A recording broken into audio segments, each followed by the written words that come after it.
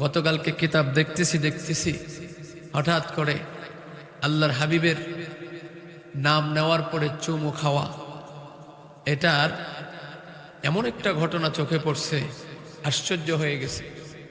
তখন আমি অন্য মাসলাকের একজন আলেমকে ফোন করেছি, হুজুর এই ব্যাপার। হ্যাঁ, যা দেখেছেন, যে ঘটনাটা শুনেছেন এটা আসলে সঠিক, এবং এটা নিয়ে আমাদের মধ্যে ধাক্কাধাক্কি দ্বন্দ্ব এগুলো আসলে আর করা যাবে না। তো আমি ঘটনাটা একটু 2 মিনিটে বলবো, তাহলে আমাদের মধ্যে আর ধাক্কাধাক্কি থাকবে না। কথা বলুন ঠিক কিনা? হযরত মুসা আলাইহিস সালাতু ওয়াস সালাম জলিল কদর, একজন নবী, সাহাবী না, একজন পয়গম্বর, যেই পয়গম্বর আল্লাহর সাথে বিনা মাধ্যমে কথা বলতেছেন। সুবহানাল্লাহ, বিনা মাধ্যমে কথা বলেছেন হযরত মুসা আলাইহিস সালাতু ওয়াস সালাম। তার জামানার একজন ব্যক্তি 200 বৎসর হায়াত পেয়েছে। কত বৎসর? 200 বৎসর হায়াত পেয়ে 200 বৎসর ওই লোকটা শুধু মানুষের উপরে অত্যাচার আর জুলুম করেছে। কি করেছে? 200 বৎসর অত্যাচার আর জুলুম করেছে। অর্থাৎ বুঝ জ্ঞান হওয়ার পর থেকে যে অত্যাচার শুরু করছে, কিছু লোক এরকম আছে না, মানুষের জায়গা মতো খালি কাটি দিয়ে লাড়া দেয়, ঠিক কি ঠিক না? খালি এনের দেহানো লাগায় অশান্তি, শান্তি হেতে দেখতে পারে না, হাতে খালি অশান্তি করে, ওই মিঠাই লাগাই দেওয়ার মতো অবস্থা আর কি। হ্যাঁ, তার অবস্থাটাই এমন ছিল। এলাকার মানুষ, সমাজের মানুষ, দেশের মানুষ তার এই অত্যাচারে অতিষ্ঠ ছিল। ওই ব্যক্তিরা যখন মৃত্যুবরণ করেছে, মৃত্যুর পরে তাকে এলাকার লোকে রাগ কইরা, যে এতদিনে না তারা কিছু কইতে পারি নাই, এখন তো মরছে, এখন তার সাথে যেমনে মন্দির এমনি ব্যবহার করবো, কোনো অসুবিধা হবে না। তখন তারে দইরা এলাকার মানুষের নিয়ে ডাস্টবিনের ময়লার মধ্যে ফালাই দিচ্ছে। গোসল নাই, জানাজা নাই, দাফন কাফন কিছু নাই। এলাকার মানুষ কতটুকু তার প্রতি অনীহা হইলে, কতটুকু তার কাছ থেকে আঘাতপ্রাপ্ত হইলে, কতটুকু কষ্ট পাইলে একটা মৃত দেহের প্রতি এই আচরণ করে।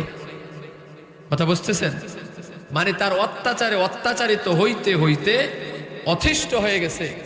তখন তার লাশটাকে নিয়ে ডাস্টবিনে ফালাই দিছে, যে ওর মতো নিকৃষ্ট লোকের কোনো জানাজা নাই, কোনো দাফন কাফন কিচ্ছু নাই, ডাস্টবিনে থাকবে, কুকুর টাইনে টাইনে ওর শরীরের গোশত খাবে, এটাই ভালো। ওখানে ফালাই দিছে। এলাকার লোকজন যখন তাকে ওই জায়গায় ফেলে চলে আসছে, পয়গম্বর মুসা আলাইহিস সালাতু ওয়াস সালাম প্রস্তুতি নিয়েছেন, আল্লাহর সাথে কথা বলার জন্য রেডি হচ্ছেন। টোটালি যখন পবিত্রতা অর্জন করে পয়গম্বর রওনা করবেন, এই মুহূর্তে আল্লাহ পাক ডাক দিয়া বলে, ও মুসা, তুমি তোমার পার্সোনাল কথা বলার জন্য, আমার সঙ্গে পার্সোনাল প্রেম ভালোবাসা করার জন্য তুমি এখনই রওনা করিও না। এ মুসা, যাও যাও, এই এলাকার মধ্যে কিছুক্ষণ পূর্বে এমন একটা ঘটনা ঘটেছে, যেই ঘটনায় আমি আল্লাহর কুদরতি অন্তরের মধ্যে আঘাত পেয়েছে। আল্লাহু আকবার। রে মুসা, এই এলাকার অমুক জায়গায় ডাস্টবিনের মধ্যে একটা মৃতদেহ পড়ে আছে। আমার একজন বন্ধু নিথর দেহটা ওই জায়গায় পড়ে আছে। ও মুসা, তুমি যাও, তাকে ওখান থেকে উদ্ধার করিয়া তাকে গোসল দেওয়ার ব্যবস্থা করো, তাকে কাফনের কাপড় পরাও, এমনকি তুমি নিজে তার জানাজার ব্যবস্থা করিয়া নিজে ইমামতি করে জানাজা দিয়া তাকে দাফন করার ব্যবস্থা করো। পয়গম্বর মুসা আল্লাহর কাছে জানতে চাইল সে কি। আল্লাহ পাক তার সমস্ত পরিচয় মুসা পয়গম্বরের কাছে তুলে ধরলেন। মুসা নবী আশ্চর্য হয়ে গেছে তার পরিচয় শুনে। আল্লাহকে ডাক দেয়া বলে, ও মালিক, যার কথাটা আপনি আমার কাছে বললেন ওই লোকটা তো নিকৃষ্ট একটা লোক, তার অত্যাচারে এলাকার মানুষ অতিষ্ঠ হয়ে গেছে, তার মৃত্যুর খবর তো আমিও শুনেছিলাম, কিন্তু আমিও ঘৃণা করে ওই তার বাড়িতে যাই নাই। এলাকার মানুষ তার সঙ্গে যে আচরণ করেছে, তার অতীতের আচরণে অতিষ্ঠ হইয়া এই আচরণ করেছে। আল্লাহ, এলাকার মানুষ কষ্ট পেয়েছে, বারবার কষ্ট পেয়েছে তার কাছ থেকে, এই জন্য তার মৃত্যুর পরে, মৃত্যুর আগে ভয়ে কিছু বলতে পারে নাই, এখন মৃত্যুর পরে তার ওই দেহটাকে ডাস্টবিনের মধ্যে ফেলে দিয়েছে তার পয়গম্বর, যিনি এখনো এই জমিনের মধ্যে কদম রাখে নাই রে মুসা। ও মুসা, যিনি হবেন তোমাদের সমস্ত পয়গম্বরেরও পয়গম্বর, সমস্ত নবীদের নবী, যাকে না বানাইলে আমি আল্লাহ কোনো কিছুই সৃষ্টি করতাম না। আমি আমার হাবিবের, আমি নিজে আমার হাবিব সাল্লাল্লাহু আলাইহি ওয়াসাল্লামের আমি নিজেই মা আশিক হয়ে গেছি। আমার হাবিবের নাম যখন ওই তাওরাতের মধ্যে ওই ব্যক্তি দেখত, দেখার সাথে সাথে তাওরাতটা হাতের মধ্যে নিয়ে উপরে উঠায়া ওই নামের উপরে চুমা দিত, ওই ব্যক্তি আমার হাবিবের প্রতি দুরূদ পড়তো। সুবহানাল্লাহ। ওই নামের উপরে চুমা দিত। শুধু তাই না, তার এই শাহাদাত আঙ্গুল দিয়া আমার দোস্তের নামের উপরে এরকম ভাবে এইভাবে টাচ করে করে তার চোখের মধ্যে এইভাবে লাগাইতো। এটা দুনিয়ার কোনো মানুষ দেখে নাই, জানে না, আমি আল্লাহ জানি। ও মুসা, ওই ব্যক্তির জীবনে যত গুনার কাজ করেছে, যত খারাপ কাজ করেছে, যত অন্যায় অত্যাচার করেছে, আমি আমার হাবিবের নামের প্রতি তার যেই মোহাব্বত দেখেছি, যেই ভালোবাসা দেখেছি, আমার হাবিবের নাম দেখেই সে চুমু দিত। এই জন্যে আমি আল্লাহ খুশি হইয়া তার জিন্দেগীর সমস্ত গুনাহগুলা মাফ করিয়া আমার হাবিবের নামের উসিলায় তার নামটা জান্নাতের খাতায় উঠাইয়া দিছি।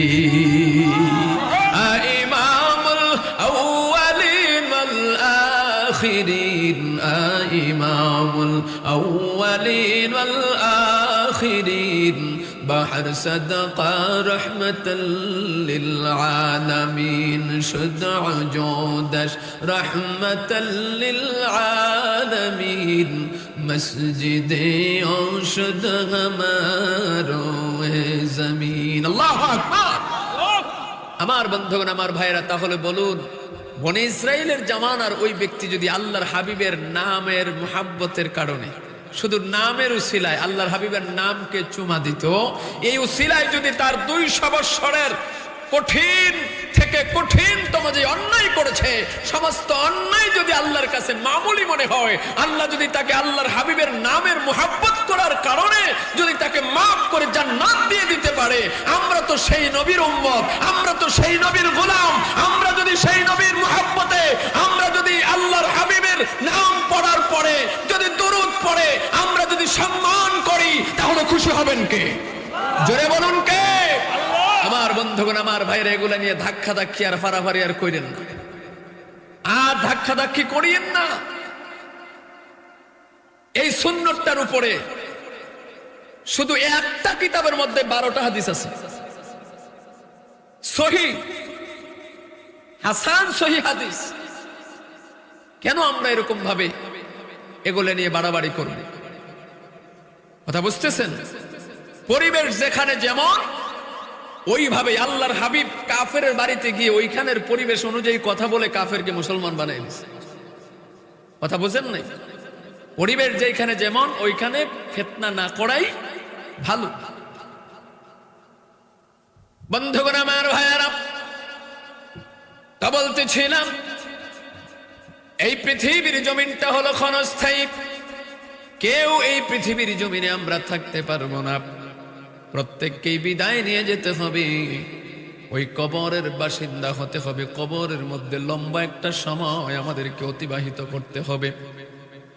এই দুনিয়ার জমিনে দুশ্মনী আর আদাওয়াতি, ধাক্কা ধাক্কি আর দুষ্টমি করে, একজন আরেকজনের সঙ্গে শত্রুতা করে কি ফায়দা হবে? শত্রুতা করলে তো শয়তান খুশি হয়, আল্লাহ বেজার হয়। জোরে বলুন ঠিক কিনা? আমার মালিক ও বন্ধু ফাসাদ পছন্দ করে না। আল্লাহ পাক এই জমিনের মধ্যে যেই বান্দারা শান্তি সৃষ্টি করবে, শান্তিময় ওই রকম একটা সমাজ গঠন করবে, আল্লাহ পাক তাদেরকে পছন্দ করে। অশান্তি আল্লাহ পছন্দ করে না। জোরে কোন ঠিক কিনা? শয়তানের কাজ হলো গ্যাঞ্জাম বাঁধাইয়া দেওয়া। শয়তানের কাজ কি? শয়তানের কাজ হলো ভেজাল ঢুকায়া দেওয়া, গ্যাঞ্জাম বাঁধাইয়া দেওয়া। ও বন্ধুগণ আমার ভাইয়ারা, ইসলামটা ছিল একেবারে এইরকম স্বচ্ছ। এই যে বোতলের ভিতরে পানি দেখতেছেন, ইসলামটা ছিল এমন। কোন জামানায়? আল্লাহর হাবিবের সাহাবাই কেরামের জামানায়, তাবে তাবেঈদের জামানায় এইরকম স্বচ্ছ পানি ছিল।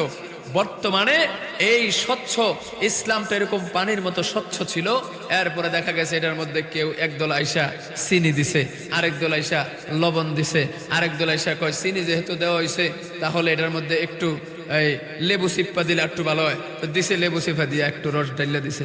আরেকজনে কয় লেবু দেওয়া হয়েছে, চিনি দেওয়া হয়েছে, এখন যদি একটু কালারিং করা যাইতো তো কি করা যায়? দিছে না এক চামচ ট্যাং যখন দিয়া দিছে, এখন এটা আর পানি নাই, এটা হয়ে গেছে কি? এখন আরেকজন এসে বলতেছে লেবুও দিছে, তারপরে গিয়া আপনার চিনিও দিছে, ট্যাং দিছে, লারা দেওয়ার বাহির হয়েছে কি লেগা আমি একটু লারা দিয়ে দিই। লারা দেওয়ার না মানুষ বর্তমানে বাংলাদেশে অভাব। কথা বলুন ঠিক কিনা? সুন্দর স্বচ্ছ ইসলামটা কি লাইরা বেতালা করে আলেছে। এখন খালি আমাদের এই মুসলমানের মধ্যে দলের অভাব নেই, বিভিন্ন দলে বিভক্ত, যেই কারণে আমাদের মধ্যে আমরা মারামারি আর ধাক্কাধাক্কি শত্রুতা করার কারণে ইহুদির বাচ্চাগুলা সুযোগ পেয়ে, বেদিনের বাচ্চাগুলা সুযোগ পেয়ে আমাদের মুসলমানদের উপরে অত্যাচারের মাত্রা বাড়িয়ে দিচ্ছে। আমাদের এই দলাদলি আর লাফালাফি আর কুদাকুদির কারণে, কারণ আমরা রাস্তা দিয়ে হাঁটি আর বারবার টুপির দিকে তাকাই, দূর থেকে টুপি দেখি, টুপি যদি আমার দলের হয় তাইলে সালাম দেব, নাইলে দেব না। কথা বোঝেন নাই মনে হয়? আমার পক্ষের হুজুর হইলে সালাম দেব, এই লোক যদি আমার পক্ষের হয় তাইলে সালাম দেব, আমার মাসলাকের যদি হয়। কিন্তু বর্তমানের স্লোগান দিতে হবে মাসলাক যার যার, ইসলাম সবার। ঠিক কিনা জোরে কম? আমরা এক প্ল্যাটফর্মে আসতে পারতেছি না, আমরা আমাদের মাসলাক নিয়ে ঠেলাঠেলি আর পারাপারি করতেছি। যেই ধাক্কাধাক্কি ঠেলাঠেলি অতীতে ছিল না, ওই মানুষগুলার জীবন ছিল সুন্দর, তাদের আমল ছিল সুন্দর। ঠিক কি ঠিক? ভাইরা আমার, বন্ধুগণ আমার, এই পৃথিবীর জমিন থাকার জায়গা নয়, চলে যেতে হবে। কিন্তু বর্তমান অবস্থাটা আমাদের এমন হয়ে গেছে, আমরা এমন পরিস্থিতিতে বসবাস করতেছি, এমন হয়ে গেছে আমাদের তবিয়ত, এমন হয়ে গেছে আমাদের আখলাক, চরিত্র, যেই চরিত্র দেখলে শয়তান খুশি হয়, আল্লাহ বেজার হয়। ঠিক কিনা? আমরা মুসলমান, অথচ মুসলমানের চরিত্র দেখলে বুঝার কোনো উপায় নাই এটা কি মুসলমান নাকি অন্য জাতি। কথা বলুন ঠিক কিনা? ভাইয়েরা আমার, বন্ধুগণ আমার, অথচ যেই কবর থেকে আজকে বেখবর হয়ে আছি আমরা, ওই কবর দৈনন্দিন ডাকে আর তার চারটা ভয়ঙ্কর পরিচয় দেয়। এর মধ্যে একটা পরিচয় হলো ইয়া আব্দাল্লাহ আনা বাইতুল ওয়াহদা, আমি একা থাকার ঘর, আল্লাহর বান্দা আমার মাঝে আসতে পরিচয় নিয়ে আইসো। কি পরিচয় নিয়ে যাবেন?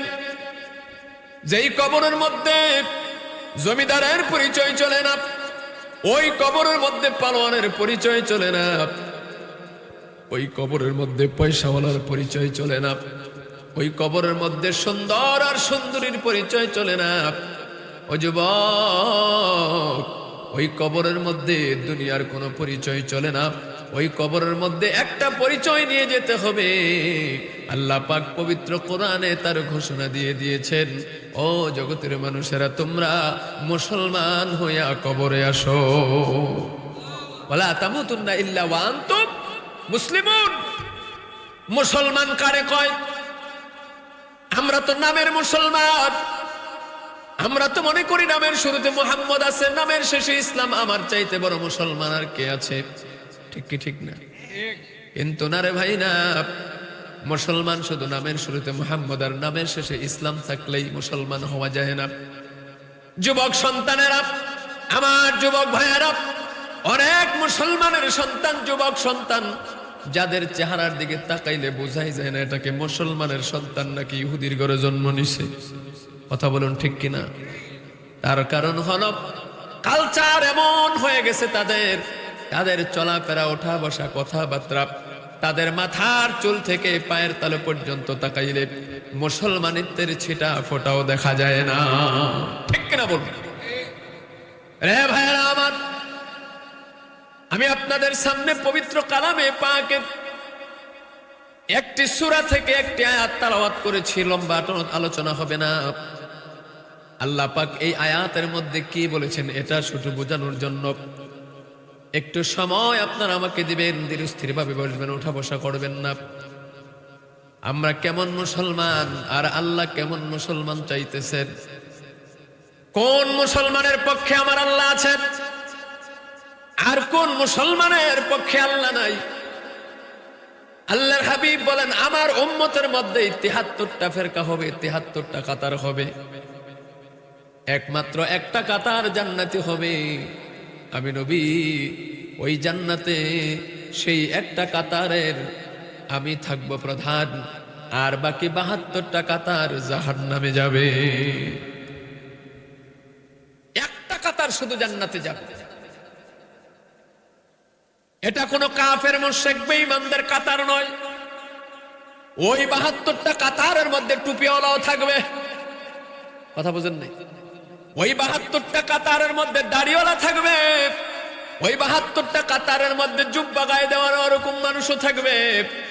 ওই ৭২ কাতারের মধ্যে নামাজি থাকবে, রোজাদার থাকবে, পর্দাশীল মহিলাও থাকবে। ওই ৭২ কাতারের মধ্যে হজ্জে বাইতুল্লাহ করছে ওরকম হাজি থাকবে। ওই ৭২ কাতারের মধ্যে দানশীল থাকবে। ও বন্ধু, তাহলে তারা কেন জাহান্নামী কাতারের মধ্যে তারা থাকবে? একটাই কারণ, তাদের এই আমলগুলা দুনিয়ার মানুষকে দেখানোর জন্য তারা করেছে। তারা ইখলাস ওয়ালা দিল নিয়ে আমল করে না। অথচ আল্লাহ পাক ঘোষণা করলেন, কুল ইন্না সালাতি ওয়া নুসুকি ওয়া মাহইয়ায়া ওয়া মামাতি লিল্লাহি রাব্বিল আলামিন।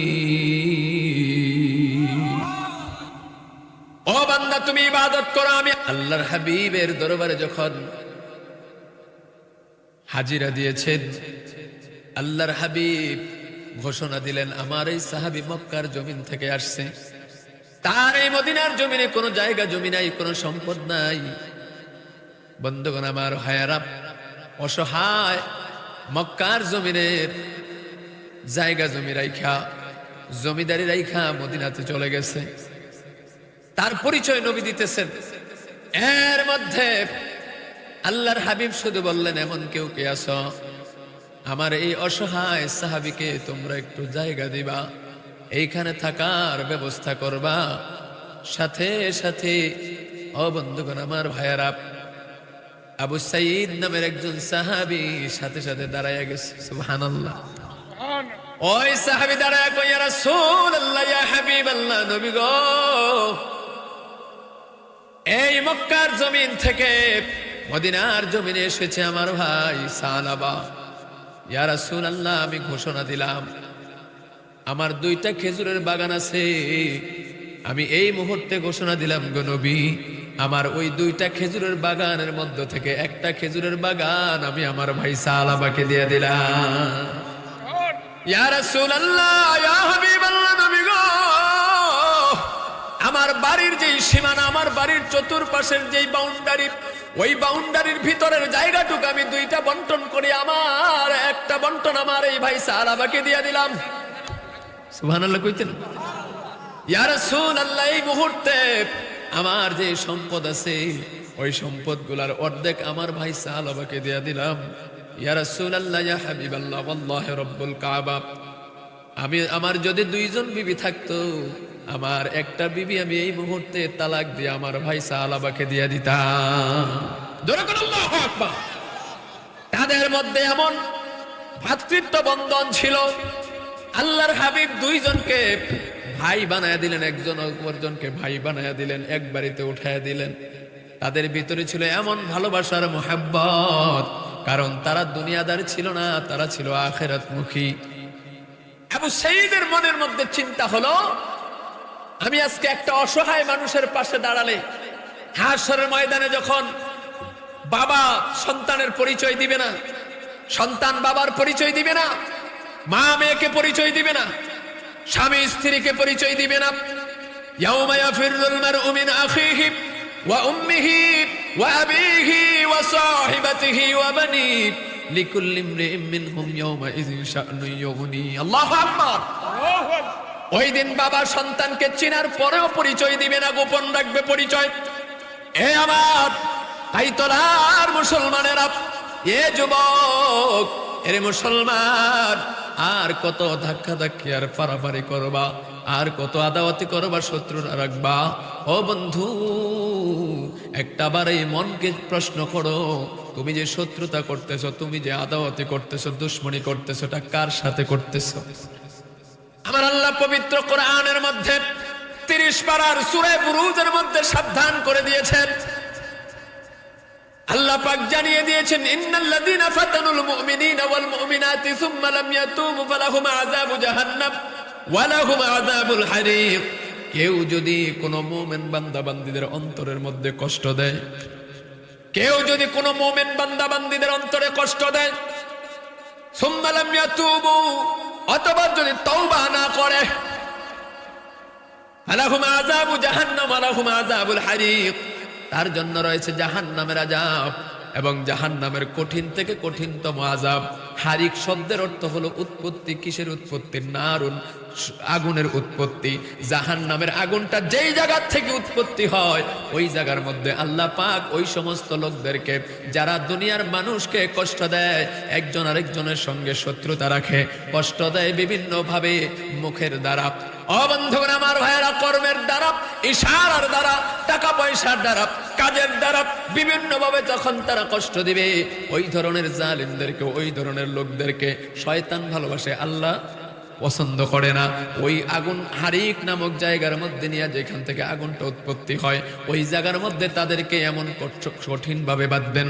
আল্লাহ পাক তাও কোরআনের মধ্যে ঘোষণা করেছেন, লা ইউআযযিবু আযাবাহু আহাদ ওয়া লা ইউসিকু ওয়াসাকাহু আহাদ। আল্লাহ বলে, বান্দারে আমার বাঁধনের, আমার এই দুনিয়ার জমিনের মানুষেরা শোনো শোনো, আমার আযাবের চাইতে কঠিন আযাব আর কারো হবে না, আমার বাঁধনের চাইতে শক্ত করে আর কেউ বাঁধতেও পারবে না। আমি ওই হারেক নামক জায়গায় তাদেরকে বেঁধে রাখবো। যারা অশান্তি সৃষ্টি করে, যারা কি করে? অশান্তি সৃষ্টি করে। ও বন্ধুগণ আমার ভাইয়েরা, যারা অশান্তি সৃষ্টি করে, এই সমাজের মধ্যে যারা অশান্তি সৃষ্টি করে, তাদেরকে আল্লাহ পছন্দ করে না, আল্লাহ তাদেরকে পছন্দ করে না। বন্ধুগণ আমার ভাইয়েরা, আমার বাবারা, শোনো শোনো, ওই কবর ডেকে ডেকে বলে, আমি তো একা থাকার ঘর, আমার মাঝে আসতে সঙ্গী সাথী নিয়ে আইসো। কি সঙ্গী নিবেন? ওই হাসরের ময়দানে আপনাকে কেউ পরিচয় দিবেন, আপনার কবরে আপনার সাথে কেউ যাবে না। হযরত আবু সাঈদ রাদিয়াল্লাহু তাআলা আনহু, ও বন্ধুগণ আমার ভাইয়েরা, মনে মনে চিন্তা করেছেন যে হাসরের ময়দানে আমার বাবা মা কেউ আমাকে পরিচয় দিবে না, আমার কবর আমার সাথে কেউ যাবে না। ওই দিন যদি আমি বিপদে পড়ে যাই, আল্লাহ পাকের কাছে বলবো, আল্লাহ গো, ও মালিক, তোমার হাবিবের খাতিরে, তোমার হাবিবের প্রেম, ভালোবাসা, মুহাব্বত আমার অন্তরের মধ্যে নিয়া আমি আমার ভাই সালাবা, যে নবীর প্রেমের টানে মক্কা ছেড়ে মদিনায় চলে আসছে খালি হাতে, তার জায়গা জমি, বাড়ি ঘর আর টাকা পয়সা সব কিছু রেখে খালি হাতে চলে এসেছে, আল্লাহ তোমার হাবিবের মায়ার টানে চলে আসছে, ওই ব্যক্তিটাকে আমি আমার সম্পদের অর্ধেক করে বন্টন করে দিয়া তার অসহায়ত্ব দূর করার জন্য আমি পাশে দাঁড়িয়েছিলাম। তার ওই দিন বিপদ হয়েছিল, আমি তার পাশে দাঁড়িয়েছি। ও মালিক, আজকে হাসরের ময়দানে আমি বিপদে পড়ে গেছি রে আল্লাহ, আজকে তুমি আমার পাশে থাইকা আমাকে জাহান্নাম থেকে মুক্তি দিয়া জান্নাত দিয়া দিও তোমার হাবিবের খাতিরে। আয় আল্লাহ, ওই দিনের এই আমলটা যদি আমার তোমার কাছে পছন্দ হয়, আল্লাহ তুমি আমাকে জান্নাতি হিসেবে কবুল করে নিও। তাদের মনের ভিতরে ছিল আখিরাতের চিন্তা, আর আমাদের চিন্তা হলো এই দুনিয়ার। আমাদের চিন্তা কি? এই দুনিয়ার চিন্তা। তার কারণ হলো আল্লাহর হাবিব বলেন, ক্বালান নবী সাল্লাল্লাহু আলাইহি ওয়াসাল্লাম, সায়াতি জামানান আলা উম্মতি ইউহিব্বুনাল খামসা ওয়া ইয়ানসাউনাল খামসা।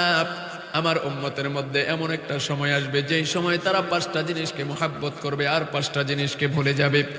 এর মধ্যে এক নাম্বার হলো ইউহিব্বুনাদ দুনিয়া ওয়া ইয়ানসাউনাল আখিরাত। দুনিয়ার ভালোবাসা মুহাব্বত তাদের কলিজায় রাখবে, আখিরাতকে তারা ভুলে যাবে। দুই নম্বরে ইউহিব্বুনাল কুসুরা ওয়া ইয়ানসাউনাল মাকবারা। বাড়ি ঘরের মুহাব্বত, অট্টালিকার বিল্ডিং এর মুহাব্বত তাদের কলিজায় রাখবে, আর কবরকে তারা ভুলে যাবে। বর্তমানে কবর থেকে আমরা বেখবর হয়ে আছি, যেটা বলুন ঠিক কিনা? ওই কবরের চিন্তা আমাদের মধ্যে নাই, অথচ যেই কবর তার তৃতীয় নাম্বার পরিচয় দেয়, ইয়া আব্দুল্লাহ না বাইতুত তুরাব। ওরে আল্লাহর বান্দা, আমি মাটির ঘর, আমার মাঝে আসতে সাবধানে আইসো। যদি সুন্দর আমল নিয়ে না আসো, যদি নবীর প্রেম নিয়ে না আসো, যদি আল্লাহর ভয় নিয়ে না আসো, ইখলাস সালাত দিল নিয়ে আমল করে যদি ইমানদার হয়ে, প্রকৃত মুমিন হয়ে, প্রকৃত নবীর আশিক হয়ে, মুসলমান হয়ে যদি কবরে না আসো, আমি দুই দিক থেকে এমন ভাবে চাপ মারবো, ওই মাটির চাপের কারণে ও নাফরমান শুনে রাখো, ও আমার কাইতলার যুবকেরা, এক পর্দার অন্তরালের মা, আজকে তো বর্তমানে দুনিয়াদার হইয়া তোমরা মন চাই জিন্দেগি করতেছ, যখন যেখানে খুশি যেদিকে খুশি চলে যাচ্ছ, পর্দার কোনো বালাই নাই। ও মা, তুমি আজকে তোমার এই রূপ যৌবনটা, তোমার সৌন্দর্যটাকে অন্য পুরুষকে দেখাইতেছ, সাধারণ পুরুষের সামনে। ওই অন্য পুরুষ যারা আছে তাদের সামনে তুমি প্রদর্শন করতেছ যেটা তোমার স্বামীর হক, ওই হক তুমি নষ্ট করতেছ মা। বুখারীর বর্ণনা এসেছে, হাসরের ময়দানে আল্লাহ পাক বান্দা বান্দির হিসাব যখন প্রথমে নিবেন, যারা পুরুষ তাদের কাছ থেকে একটা হিসাব, একটা প্রশ্ন করবেন, একটা হিসাব তাদের কাছ থেকে প্রথমে নিবেন। আউয়ালু মা ইউহাসাবু বিহিল আবদু ইয়াউমাল কিয়ামাতিস সালাহ। হাসরের ময়দানে আল্লাহ পাক তার বান্দা, যারা আল্লাহ পাক দুই ধরনের পাঠাইছেন, বান্দা এবং বান্দি। বাতাস লাগতে হবে, গরম হচ্ছে বান্দি। তো বান্দার কাছ থেকে সর্বপ্রথম যে হিসাবটা নেবেন, এটা হলো নামাজের হিসাব। খারাপ লাগতেছে? কিসের হিসাব? নামাজের হিসাব। কিসসা কাহিনী তো বহুত শুনছেন জীবনে, আমলের কথা শোনেন। আমলের কথা না শুনলে কোনো ফায়দা হবে না। লাইলে মজনুর অদ্ভুত কিসসা কাহিনী শুই না কোনো লাভ নাই। আমলের কথা শুনতে হবে, তবেই ফায়দা হবে, ঠিক কিনা জোরে কর। সর্বপ্রথম কিসের হিসাব হবে? নামাজের হিসাব হবে। অথচ এই নামাজ থেকে আমরা আজকে গাফেল হয়ে আছি। শুক্রবার দিন হইলে মসজিদের দোতলা, তিনতলা, বারান্দা পর্যন্ত জায়গার আর অভাব থাকে না, ভরপুর হয়ে যায়, তিল ধারণের ক্ষমতা থাকে না। কিন্তু বাকি সময় পুরা 6 দিন মুসল্লির কোনো খবর নাই। মাঝে মধ্যে ইমাম সাহেব আর মুয়াজ্জিন নামাজ পড়ে। কথা কোন ঠিক কি ঠিক না? তাহলে এই শুক্রবার দিন যেই লোকগুলা মসজিদের ভিতরে, ছাদে, বারান্দায় দাঁড়াইলো, রাস্তা পর্যন্ত ভরপুর হয়ে গেল, এই মানুষগুলা কি এই এক সপ্তাহের জন্য এলাকা ছাইরা চলে গেছে? এই এক সপ্তাহ তো এই মানুষগুলো এখানেই ছিল। তাহলে কোথায় তারা? 5 ওয়াক্ত নামাজ তো ফরজ। এই 6 দিন তোমাদের কি হয়ে গেল যে এই 6 দিন কি তোমরা আল্লাহ পাকের দেয়া নেয়ামত ভোগ করো না? কি বলেন? শুধু শুক্রবার দিন আমরা খাই আর বাকি 6 দিন খাই না।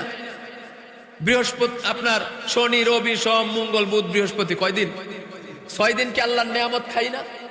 6 দিন কি এই নাক দিয়ে আল্লাহ পাকের নেয়ামত, সেই অক্সিজেন নেই না? যে অক্সিজেন মুহূর্তের মধ্যে, মুহূর্তের জন্য বন্ধ করে দিতে তুমি যুবক কাইত হয়ে জমিনের মধ্যে পড়ে 2টা সাইড দিয়ে চলে যাবা, ঠিক কিনা জোরে কোন? এই নাক দিয়া 6 দিন, বাকি 6 দিনে তো শুক্রবার যে অক্সিজেন নিতেছি, বাকি 6 দিন ওই অক্সিজেন আল্লাহ পাকের গ্রহণ করতেছি। শুক্রবার যে আল্লাহ খাওয়াইলো, বাকি 6 দিনও তো তোমাকে খাওয়াইছে। অমানুষ, কেমনে এইভাবে নাফরমানি করো? যেই মালিক তোমাকে প্রত্যেকটা সেকেন্ডে সেকেন্ডে তোমাকে পাহারা দেয়। ও বান্দা, তুমি রাতের বেলা ঘুমিয়ে গেলে আমি আল্লাহ কিন্তু ঘুমাই না, আমি আল্লাহর ঘুম নাই। আমি আল্লাহ যদি ঘুমায় যাই রে বান্দা, এই জমিনটারে আমি আল্লাহ পানির উপরে ফেনার মতো ভাসায় রাখছি। এরে বান্দা, ও গোলাম, তোমরা যেরকম রাতের গভীরে ঘুমায় যাও, এইভাবে যদি আমি আল্লাহ ঘুমায়া যাই, তাহলে যেই কোনো মুহূর্তে পৃথিবীটা উলট পালট হয়ে তুমি ধ্বংস হয়ে যাবা। ও বান্দারে, আমি আল্লাহ তো ঘুমাই না, তুমি তো সুন্দরভাবে বিছানার মধ্যে ঘুমায় যাও। ও বান্দা, তুমি ঘুমের ঘরের মধ্যে যখন যাও, একটু সামান্য একটু চিন্তা করো, আমি মালিক তোমার প্রতি কত মেহেরবান করেছি, আমি কত দয়ালু। ও বান্দা, তুমি যখন বিছানার মধ্যে ঘুমায়া যাও, তোমার ঘরের ভিতরে সাপ বিচ্ছু বিভিন্ন রকমের পোকামাকড় ঢোকার সিস্টেম আছে নাকি আমরা একেবারে সীসা ডালা প্রাচীরের ভিতরে ঘুমাই? ওই ঘরের ভিতরে পোকামাকড় সাপ বিচ্ছু ঢোকার সম্ভাবনা থাকে। বান্দারে, তুমি যখন ঘুমাও, আমি তখন দুইজন ফেরেশতা তোমার দুই পাশে দাঁড় করাইয়া দেই। আমি আল্লাহ সরাসরি আমার জায়গা থেকে তোর দিকে কুদরতি নজর দিয়া রাখি। ফেরেশতারা নেই তোর ডিউটিতে কোনো বিলম্ব করে, কোনো অবহেলা করে। আল্লাহু আকবার! কেমন মালিক পাইলাম এই তোলার যুবক! তুমি যখন ঘুমায় যাও, ও বান্দা, তুমি কোনোদিনও কানের এই ছিদ্রের মধ্যে তুলা দিয়া ঘুমাও না। তোমার এই দুই নাকের ছিদ্রের মধ্যে তুমি মাটি দিয়া ভরপুর করো, অথবা সিমেন্ট দিয়া বন্ধ করে, তুলা দিয়া বন্ধ করে তুমি ঘুমাও না। জোরে কোন ঠিক কি ঠিক না? এ বান্দা, আমার সৃষ্টির মধ্যে এমন কিছু পোকামাকড় আছে, যেই পোকামাকড় গুলা একটা যদি তোর নাকের ভিতর দিয়া ঢুইকা তোর ব্রেইনের মধ্যে যদি চইলা যায়, ওই যে নমরুদের মতো, কথা বলুন ঠিক কিনা? একটা ল্যাংড়া মশা নাকি দিয়া ঢুইকা একেবারে হেডকোয়ার্টারের মধ্যে চইলা গেছে। ওই নমরুদ কি অশান্তিতে দুনিয়ার জমিনে যেই কয়দিন বেঁচে ছিল, কত অশান্তিতে ছিল। নমরুদকে জিজ্ঞাসা করলে টের পাইবা। জোরে কোন কথা ঠিক কিনা? যেই নমরুদ ওই মশার কামড়ে সহ্য করতে না পারিয়া কয়, জুতা দিয়া পিটাইলে হবে না, নরম কিছু দিয়ে পিটাইলে হবে না, জোরে বাড়ি দে, জোরে বাড়ি দে। শেষ পর্যন্ত তার পাশে এমন একটা, কোন কিতাবে এসেছে কাঠের টুকরা ছিল, কোন কিতাবে এসেছে ছোট্ট একটা পাথরের টুকরা ছিল, কোন কিতাবে এসেছে খরম ছিল, খরম। ওই খরম দিয়া যখন জোরে এমন ভাবে টাস করে বাড়ি দিছে, মাথাটা দুটা ভাগ হইয়া মশা ফুরুত করে উড়ে চলে গেছে। নমরুদের দেহটা জমিনের মধ্যে পড়ে গেছে। ও বান্দা, এই কাইতলার জমিনেও মশা আসেনি, এই কাইতলার জমিনে বিচ্ছু আসেনি। ও পদ্মার অন্তরালের মা, তুমি সারাটা দিন রবের নাফরমানি করো, কোন দিক দিয়া জোহর যায়, আসর যায়, মাগরিব যায়, তোমার কোনো খবর থাকে না গো মা। তুমি টিভির সামনে বইসা থাকো রিমোট নিয়া। ও যুবক, তুমি টাকনুর নিচে কাপড় পরো, নবীর সুন্নত তরিকা থেকে বহু দূরে সরে গেছো। তোমার প্রত্যেকটা কর্মে নবী বেজার হয়, শয়তান খুশি হয়। তুমি আজকে ইহুদিদের কালচারে তোমার জীবনটা তুমি গঠন করতেছ। ও যুবক, শোনো শোনো, আমার আল্লাহ ডাক দিয়ে কয়, আমাকে চিনো, এখনো সময় আছে, চিনো রে বান্দা। তুমি যখন ঘুমায়া যাও, তখন সামান্য একটা বিচ্ছু যদি তোমার নাকের ভিতর দিয়া ঢুইকা তোমার এই হেডকোয়ার্টারে চইলা আসে, এর পরের দিন থেকে তোমাকে আর স্বাভাবিক যুবক কেউ বলবে না, তোমাকে পাগল বলে মানুষে আখ্যায়িত করবে। ঠিক কিনা? সামান্য একটা তার যদি ভিতরে গিয়ে কাইটা দেয়, তবে একটু যদি কামড় দেয়, প্রত্যেকটা কামড়ের সাথে সাথে তোমার শরীরের পোশাকগুলো পর্যন্ত তুমি খুলে ফেলবা যন্ত্রণার কারণে। ঠিক কিনা? জোরে। কিন্তু আমি আল্লাহ সারাটা রাত তোকে পাহারা দেই, সারাটা রাত তোকে পাহারা দেই রে গোলাম। এরপরে তুই আমি আল্লাহকে চিনো না, আমি আল্লাহর শুকরিয়া আদায় করো না। আমি আল্লাহ 24টা ঘন্টা তোর পিছনে সময় দেই, আমার কিন্তু আর কোনো কাজ নাই, আমার আর কোনো কাজ নাই। আমি তোদেরকে পাহারা দেই যাতে তোরা এই দুনিয়ার জমিন থেকে সুন্দরভাবে সিরাতাল মুস্তাকিমের পথ হইয়া আমি আল্লাহর তৈরি জান্নাতের মধ্যে চলে আসতে পারো। আল্লাহু আকবার। তার কারণ তোদেরকে আমি দূরে পাঠায়া দিয়া আমি আল্লাহ কিন্তু শান্তিতে নাই।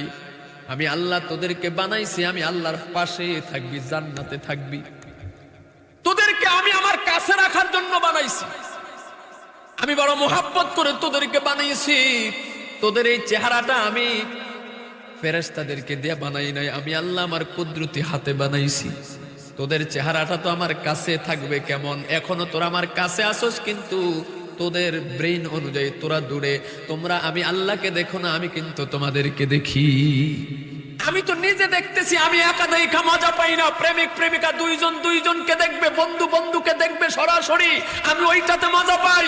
ও গোলাম, দুনিয়ার জমিনে পাঠাইছে একটু পরীক্ষা করার জন্য, পরীক্ষায় ফার্স্ট হয়ে আবার তোমরা আমি আল্লাহর কাছে জান্নাতে থাকো, আমি আল্লাহ তোমাদের সামনে থাকবো, তোমরা আমি আল্লাহর সামনে থাকবা, উভয় উভয়ের চেহারা দেখবো, উভয় উভয়ের সঙ্গে প্রেম বিনিময় করবো। চিৎকার বলুন আল্লাহু আকবার। আল্লাহ তো এই জন্য পাঠাইছেন, এই জন্য বানাইছেন। আল্লাহ তো রং তামাশা করার জন্য পাঠায় নাই, ঠিক কিনা? আল্লাহ তো রং তামাশা করার জন্য পাঠায় নাই। যুবক, বর্তমানে তোমাদের অবস্থা হয়ে গেছে এমন, আমাদের মানে জিন্দিগি মানে এই মোবাইল, জিন্দিগি মানে কি? জীবন মানে মোবাইল, জীবন মানে একটা বেডি। একটা বেডি কাছে থাকলে আর একটা মোবাইল থাকলে আর কোনো কিছুর দরকার নেই। এটা জীবন। কথা বলুন, এটা জীবন? এটার নাম জীবন না।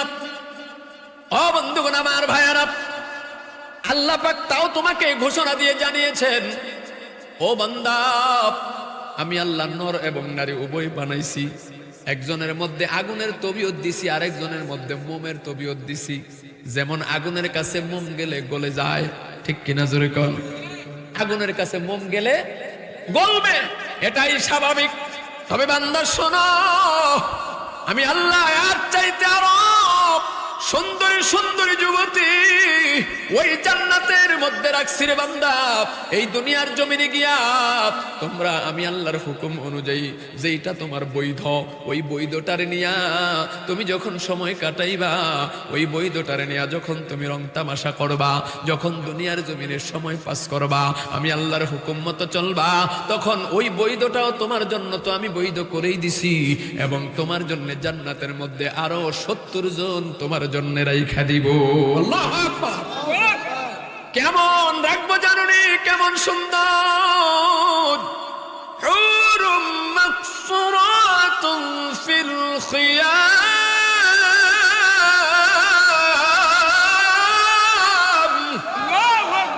ওই জান্নাতের হুর যাদের সুরত এত সুন্দর, আল্লাহর হাবিব বলেন, গোলাম ও যুবকেরা, তোমাদেরকে বলছি, যুবক তোমাদেরকে বলছি, কারণ তোমরা এই দুই নয়ন দিয়া 24টা ঘন্টা জিনার কাজ করো, এই দুইটা চক্ষু দিয়া জিনার কাজ করো।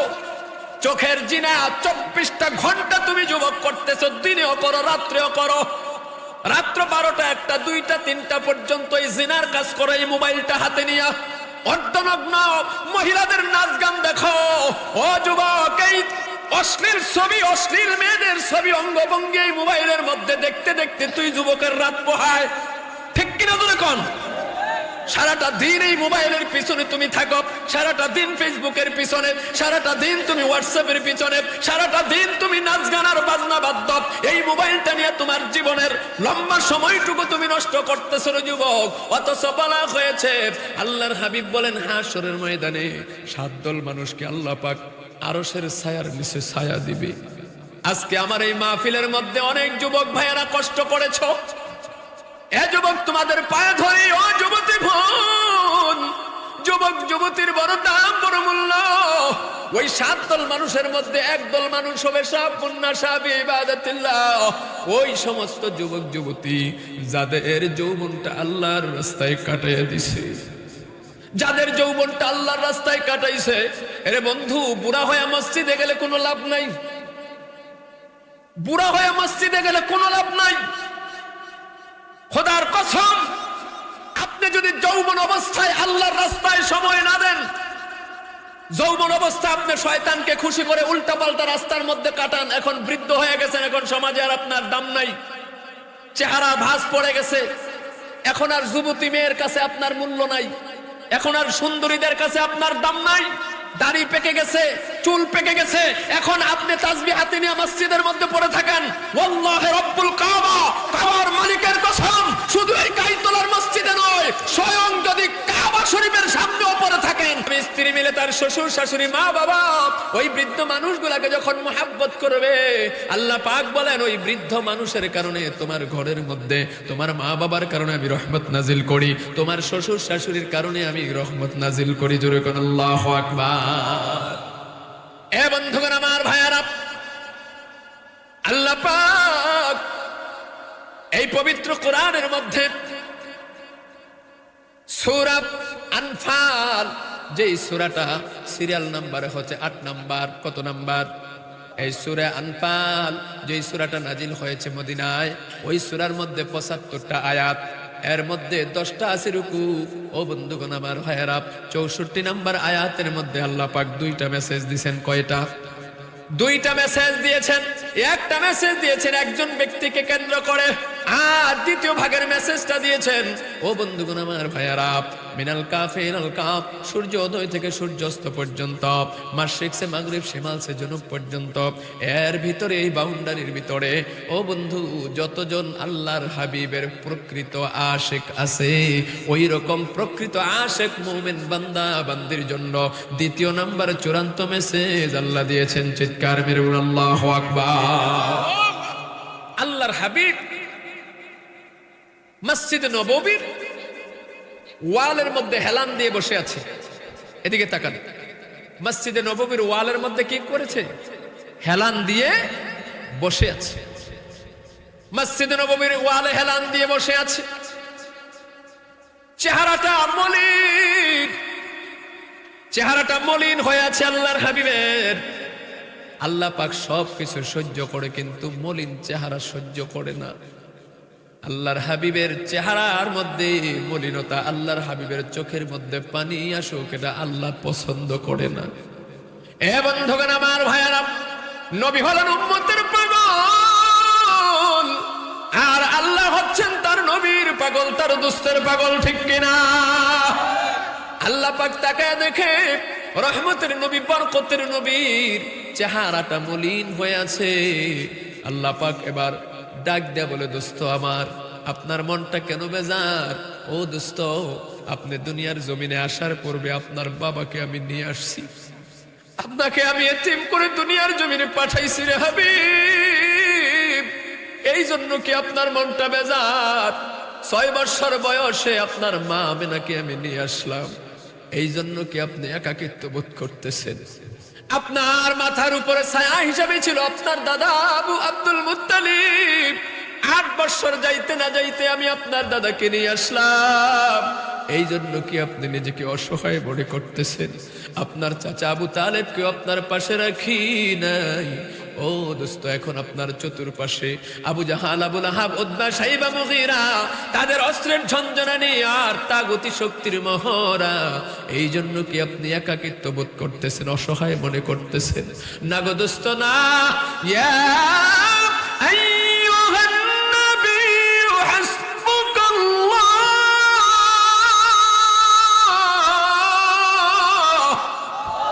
ও নবী, মন খারাপ করার কিছু না। ইয়া আইয়ুহান নবী হাসবুকাল্লাহ, ও নবী, আপনার জন্য আমি আল্লাহ যথেষ্ট। হাসবুকাল্লাহ, আমি আল্লাহ যথেষ্ট। কাফের বেঈমানেরা আপনার কোনো ক্ষতি করতে পারবে না। আপনি নবীর জন্য আমি আল্লাহ আছি। আল্লাহু আকবার। এমন একটা মেসেজ পাওয়ার পরেও রহমতের নবী, বরকতের নবী, ও বন্ধু, ওই নবীর চেহারার মধ্যে কোনো আনন্দ নাই, হাসি নাই। অথচ এমন একজন মালিক, এমন একজন রব, এমন একটা মেসেজ দিছে রে বন্ধু, দুনিয়ার জগতের কোন প্রেসিডেন্ট যদি কাউকে বলে, কাইতলার জমিনে যদি টেলিফোন করে এলাকার এমপি রে যদি বলে, ও এমপি, ওই কাইতলার জমিনের অমুকের ছেলে অমুক, তার পক্ষে কিন্তু আমি আছি, সে আমার লোক, তাহলে ওই লোকটার দাম বেড়ে যাবে, ঠিক কি ঠিক না? ওই লোকটার আনন্দের সীমা থাকবে না। রাষ্ট্রপতি যদি বলে তাহলে আরো আনন্দ বেড়ে যাবে। ও বন্ধু, পৃথিবীর সবচাইতে ক্ষমতাধর প্রেসিডেন্ট, বর্তমান আমেরিকার প্রেসিডেন্ট জো বাইডেন যদি বলে তাহলে তার পাওয়ার আরো বেড়ে যাবে। কিন্তু আমার আল্লাহ সমস্ত রাজাধিরাজ, সমস্ত ক্ষমতার মালিক যিনি, তাবারাকাল্লাযী বিয়াদিহিল মুলক, এই মুলকের ক্ষমতার অধিপতি যার হাতে, সেই আল্লাহ নিজে বলতেছেন, ও দোস্ত, আপনার কোনো টেনশন নাই, আপনার কোনো চিন্তা নাই। ইয়া আইয়ুহান নবী হাসবুকাল্লাহ, ও নবী আপনার জন্য আমি আল্লাহ যথেষ্ট। জোরে কোন আল্লাহু আকবার। এমন একটি মেসেজ পাওয়ার পরেও রাহমাতাল লিল আলামিন নবী পয়গম্বর আরবি সাল্লাল্লাহু আলাইহি ওয়াসাল্লাম মনটা তার বেজার, মনের মধ্যে কোনো হাসি নাই, কোনো খুশি নাই, কোনো আনন্দ নাই। বারবার শুধু দয়ার নবী চেহারাটা বারবার আকাশের দিকে তাকায়, আকাশের দিকে দিয়া দেয়, চোখের পানি জারজার করে ছেড়ে কান্না করতেছে। আল্লাহ পাক ডাক দিয়া বলে, ইয়া মাআবুকা ইয়া আইয়ুহান নবী, ও দোস্ত আপনি কেন কান্না করেন? আল্লাহ পাক এবার চেহারা থেকে নজরটা কলবের দিকে দিয়ে দিছে। আল্লাহু আকবার। আরে আমার কাইতলার যুবকেরা, এগো পর্দার অন্তরালের মা, কেমন নবীর উম্মত তুমি হইলা একটু শোনো। কেমন নবী আমরা পাইলাম। আল্লাহর হাবিবের কলবের দিকে যখন আল্লাহ কুদরতি নজরটা দিছে, নজর দিয়া দেখে রে দয়ার নবী মায়ার নবীর অন্তরটা ভরা গুনাহগার উম্মতের জন্য। আল্লাহু আকবার। গুনাহগার উম্মতের পাগল নবী। আল্লাহ পাক সাথে সাথে বুঝতে পারলেন আমার দোস্তকে, আমার হাবিবকে যত মেসেজ দেই, যত কথাই বলি না কেন, যত সুসংবাদ দেই না কেন, যতক্ষণ পর্যন্ত আমার দোস্ত তার গুনাহগার উম্মতের পক্ষে কোনো সুসংবাদ না শুনবে, ততক্ষণ পর্যন্ত আমার নবীর চেহারার মধ্যে হাসি ফুটবে না। আল্লাহু আকবার। আমার বন্ধুগণ, আমার ভাইয়েরা, ওই নবীর প্রেমিক হইতে পারবেন তো? ওই নবীর প্রেমিক হওয়া লাগবে কি লাগবে না? ওই নবীর প্রেমিক হওয়া লাগবে।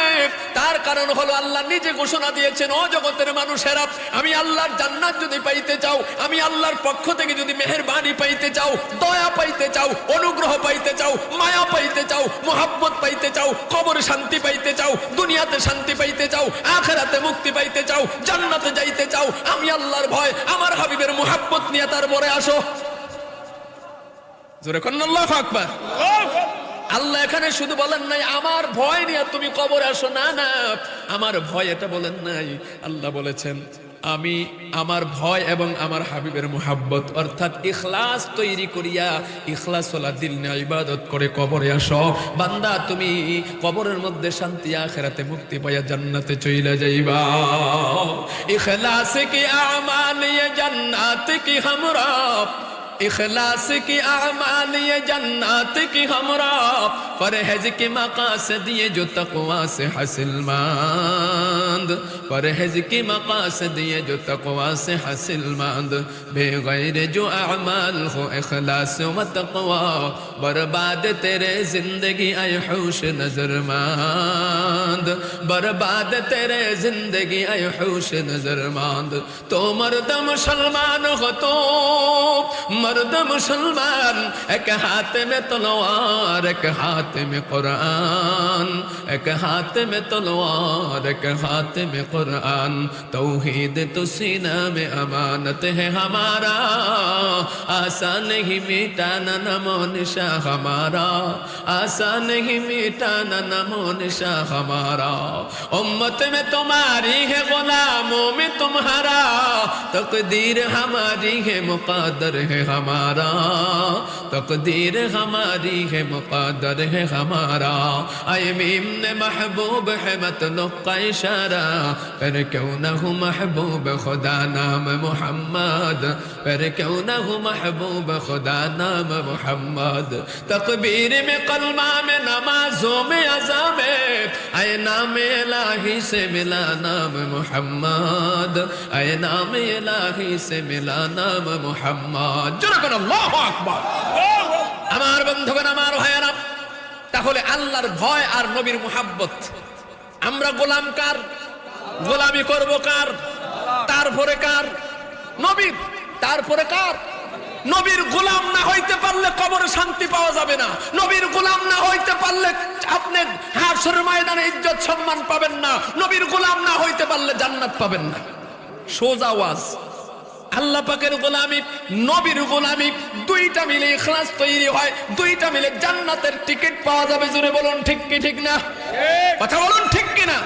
ও বন্ধুগণ আমার ভাইয়েরা, যেমনি ভাবে আপনি যদি এই কাইতলার জমিন থেকে ঢাকা যাইতে চান, বাসের কাউন্টারের মধ্যে যখন যাবেন, কাউন্টারের মধ্যে গেলেন টিকিট কাটার জন্য, ওইখানে দুইটা জিনিস লাগে।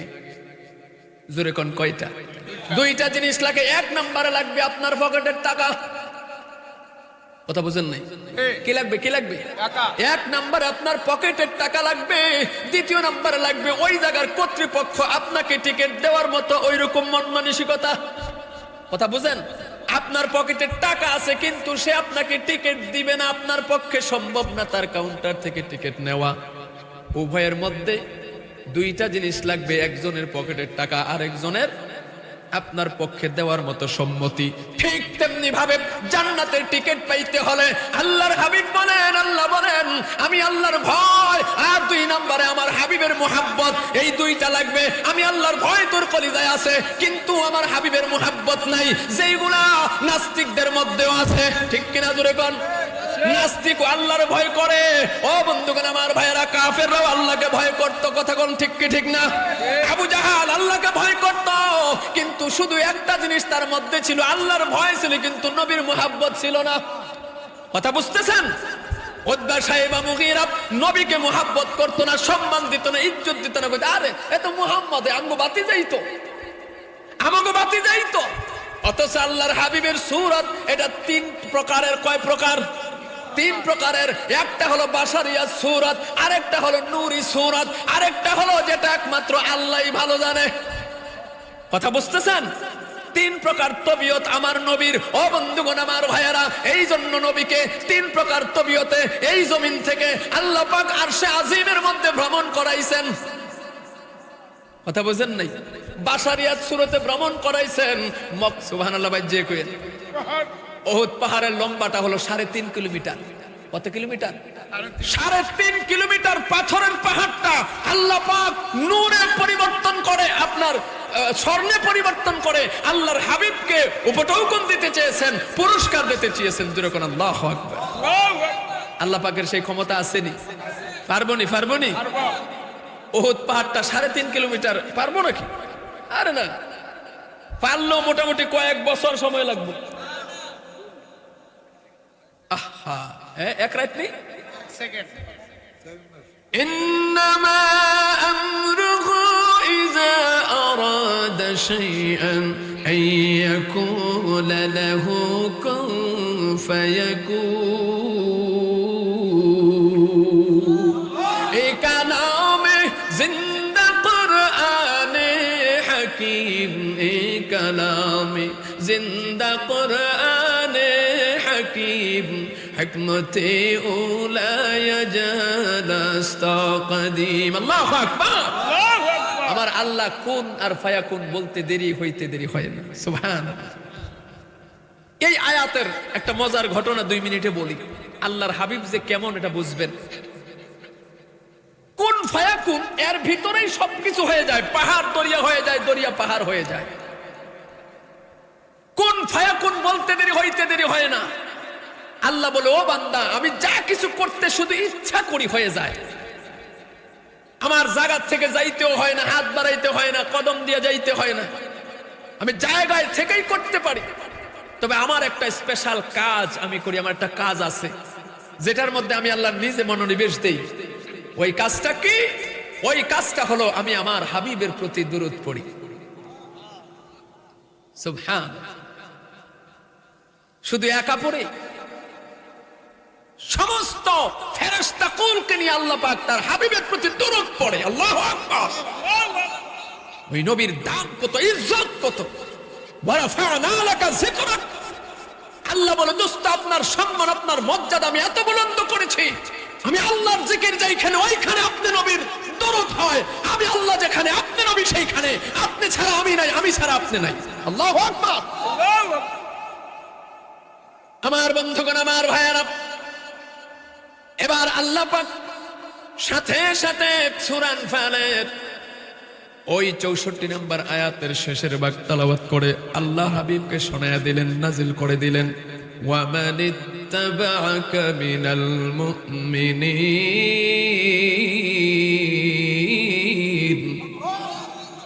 ও দোস্ত, এতক্ষণ তো বলছি আপনার জন্য আমি যথেষ্ট, এখন মেসেজ নিয়ে নেন ওমানিত্তাবা'আকা মিনাল মুমিনিন। শুধু আপনার জন্য যথেষ্ট এমনটা নয়, ওমানিত্তাবা'আকা মিনাল মুমিনিন এবং আপনার ইত্তেবা অনুসরণ করনেওয়ালা অর্থাৎ প্রকৃত আপনার আশিক যারা, ওই রকম মুত্তাকি বান্দা বান্দীদের জন্য আমি আল্লাহ যথেষ্ট।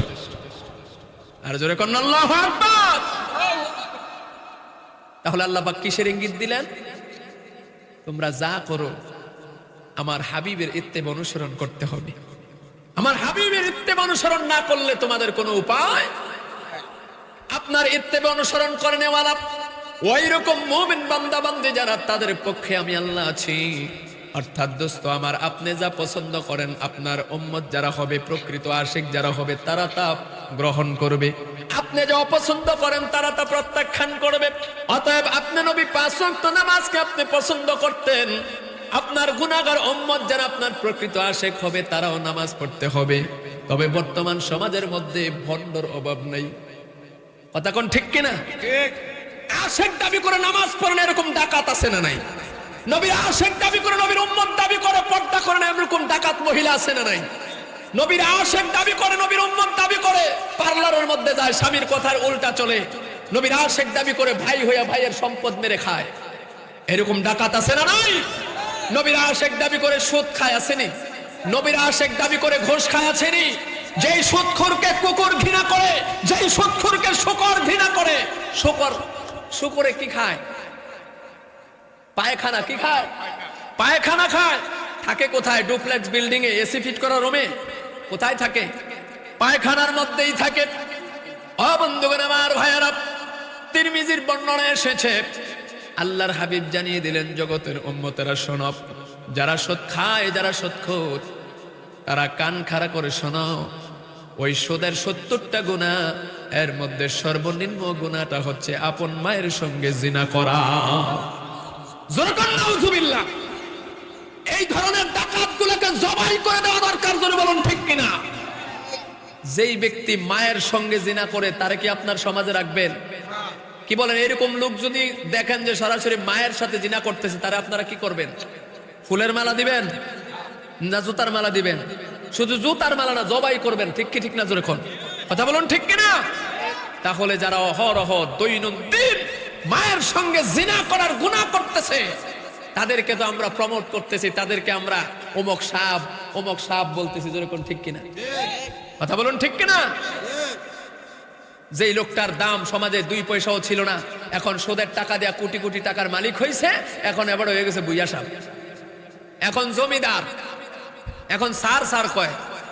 এরপরে মাহফিলের সভাপতি অনেকের এরকম বানায়, মসজিদের সভাপতি বানায়, কয় তার টাকা আছে, টাকা দিব। পেশাব করো সেই টাকার উপরে, যেই টাকার দ্বারা জাহান্নামে যেতে হবে। লা ইয়াদখুলুল জান্নাতা জাসাদু ইলা গুযিয়া বিল হারাম। হারাম খেয়ে যেই শরীরটা বানায়, ওই শরীরটা আল্লাহ পাক জাহান্নামের আগুনের মধ্যে জ্বালাবে। একজন জাহান্নামীকে কোনোদিনও মসজিদের কোনো পদে রাখা যাবে না। ঠিক কিনা জোরে কও? একজন নিকৃষ্ট ব্যক্তিকে, সুদখোর, ঘুষখোর, ওই ধরনের আপনার ডাকাতগুলোকে কোনোদিনও মসজিদ মাদ্রাসার গভর্নিং বডির আপনারা সদস্য বানাবেন না। মসজিদের কোন আদনা থেকে আদনা কাজও তাকে রাখবেন না। আল্লাহর ঘর আল্লাহ চালাবে মিয়া, আল্লাহর ঘর আল্লাহ চালাবে। কোন বান্দার পকেটের টাকা দিয়ে কোন কিভাবে আল্লাহর ঘর আল্লাহ চালাবে, এটা আল্লাহই ভালো জানে। কথা বলুন ঠিক কিনা? কিন্তু আমাদের সমাজ হয়ে গেছে এমন, ওই যে আমি বলেছিলাম, ইউহিব্বুনাদ দুনিয়া ওয়া ইয়ানসাউনাল আখিরা। দুনিয়ার মোহাব্বত আমাদের কলিজায় ঢুকে যাওয়ার কারণে এখন আর হালাল হারাম দেখি না, তার ইনকাম কেমন দেখি না, খালি সার করি। কথা বলুন ঠিক কিনা? তোমার এই সার হয়তো দুনিয়াতে টাই পুরা ঘুরতেছে, হাসরের ময়দানে তার গলার মধ্যে জাহান্নামের আগুনের জিনজির লাগানো হবে। ঠিক কিনা? ওই ধরনের নিকৃষ্ট ব্যক্তিদের সাথে এক টেবিলে বসে চাও খাবেন না, চাও খাবেন না। গাড়িতে দেখলে ওই গাড়িতে আপনি চড়বেন না, কারণ তার উপরে কখন গজব পড়ে এটা আপনিও জানেন। ঠিক কিনা জোরে কোন? কোরবানির সাথে তাকে রাখবেন না, পাবলিকলি বয়কট করতে হবে, সামাজিকভাবে বয়কট করতে হবে তাদেরকে। ডাইরেক্ট লজ্জা দিবেন, যদি ডাকে ভাই চা খাইতে আসো, ডাইরেক্ট বলবেন তুই বেটা সুদখোর, তোর সাথে কিসের চা খাবো? কারণ মরার পরে তুই থাকবি জাহান্নামে, আমি থাকবো জান্নাতে। ঠিক কিনা জোরে কোন? জাহান্নামীর সঙ্গে জান্নাতি মানুষ থাকতে পারে না।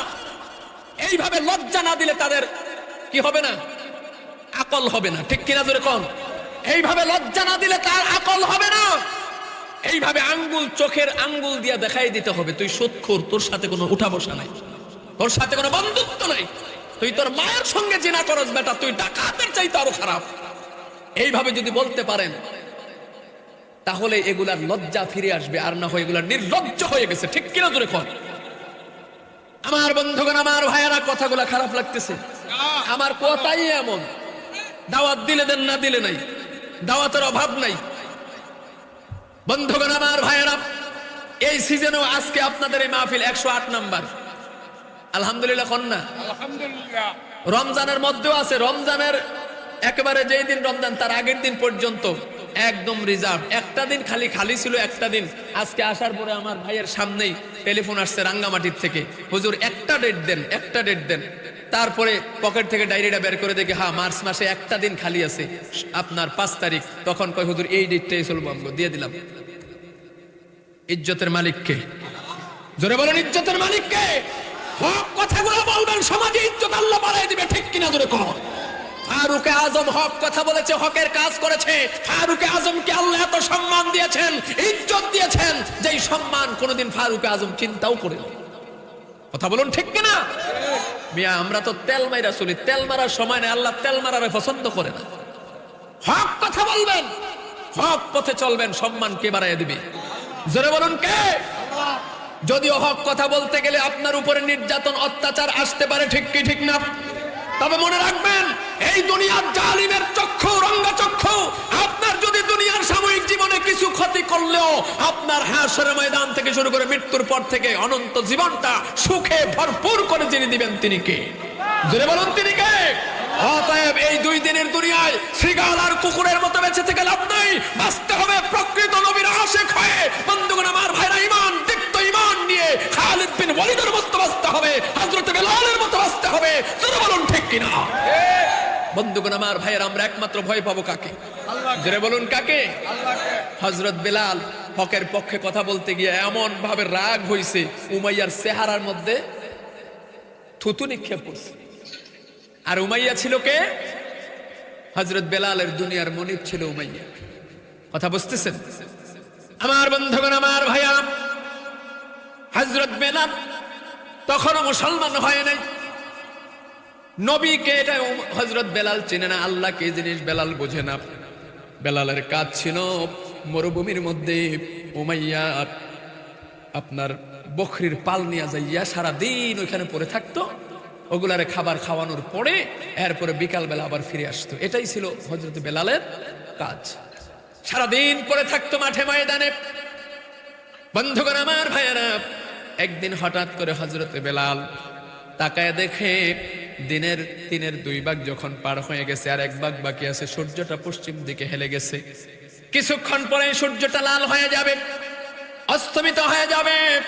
ওই মুহূর্তে বেলাল ভয় পেয়ে গেছে। কারণ হলো, বেলাল দেখতেছে যেই দিকে সূর্য, অর্থাৎ ডান দিকে, হযরত বেলালের ডান পাশে সূর্যটা যখন হেলে পড়েছে, ঠিক ওই মুহূর্তে দেখতেছে আকাশে যে চন্দ্রটা, ওই চন্দ্র বেলালের ঠিক ডান পাশে জমিনের মধ্যে হাইটা হাইটা বেলালের দিকে আসতেছে। যেরকম সুবহানাল্লাহ। বেলাল ভয় পেয়ে গেছে। কিরে, সূর্য এখনো পর্যন্ত পুরোপুরি ঢলে পড়ে নাই।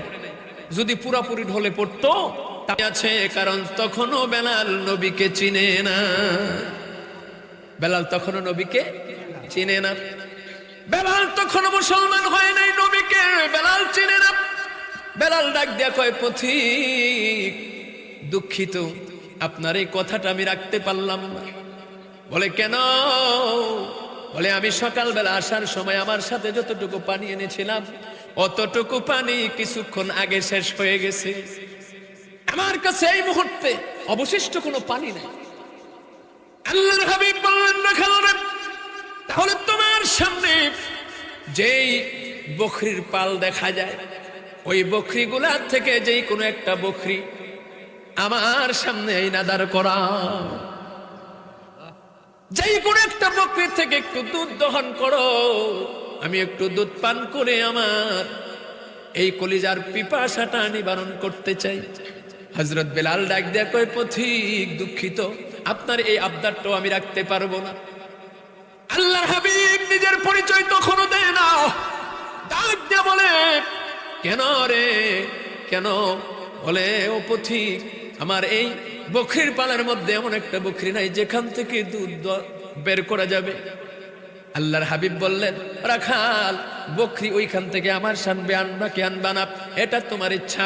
তোমার কাজ হলো বকরি আমার সামনে না দাঁড় করায় দেওয়া, আর ওই বকরির মোলানের মধ্যে দুধ দেওয়া না দেওয়া এটা আমি আর আমার বন্ধুর কাজ। যারা আজকে নবীকে আমাদের সাধারণ মানুষের সঙ্গে গুলায়া ফালায়, জোরে কর নাউজুবিল্লাহ।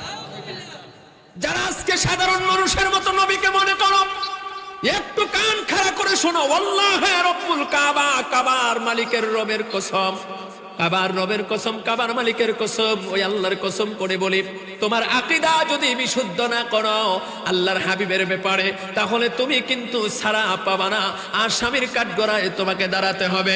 আল্লাহর হাবিব তোমার পক্ষে কথা বলবে না, আর আল্লাহর হাবিব যার পক্ষে কথা না বলবে আল্লাহ তাকে জান্নাত দিবে না। জোরে কোন ঠিক কিনা?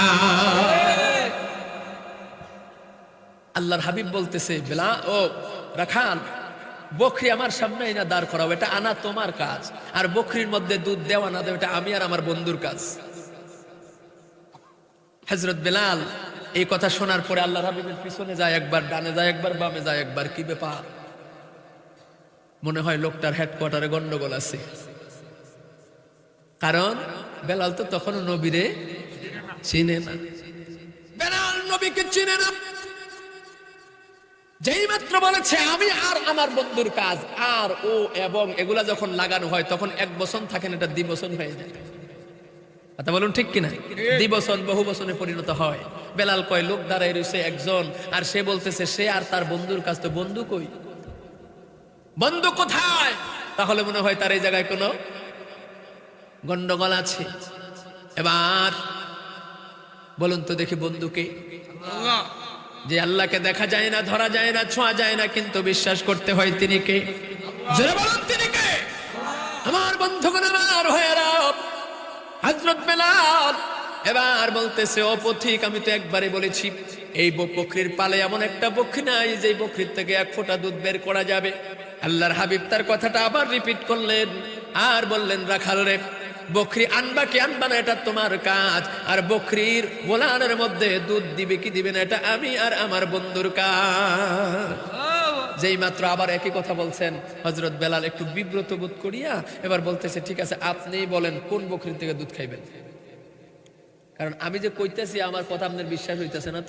তো কোন বকরির থেকে আপনি দুধ খাবেন বলেন। আল্লাহর হাবিব সাথে সাথে এইভাবে ডান হাত মোবারক সামনের দিকে বাড়াইয়া শাহাদাত আঙ্গুল দিয়ে ইশারা করেছেন এমন একটা বকরির দিকে। কিতাবে লিখেন, ওই পানের মধ্যে ওই বকরিটা ছিল সবচাইতে কম বয়সের, একেবারে ছোট, এখনো বাচ্চা। বেলাল মনে মনে কয়, যা আমি চিন্তা করছিলাম তাই, কারণ যদি এনে গন্ডগোল না হইতো অন্তত একটু বয়স্ক টাইপের একটা দেখাইতো। দেখাইছে তো দেখাইছে একেবারে বাচ্চা। ঠিক কি ঠিক না? এটা দুধ থেকে আসবে? হযরত বেলাল কয়, যেমন চাইছে তেমনি দিব। বকরির বাচ্চাটাকে আল্লাহর হাবিবের সামনে না দাঁড় করালেন। যারা বলো নবী আমাদের মতো সাধারণ, জোরে কর নাউজুবিল্লাহ, তারা একটু কান খাড়া করে শোনো, আকীদা দুরস্ত করো।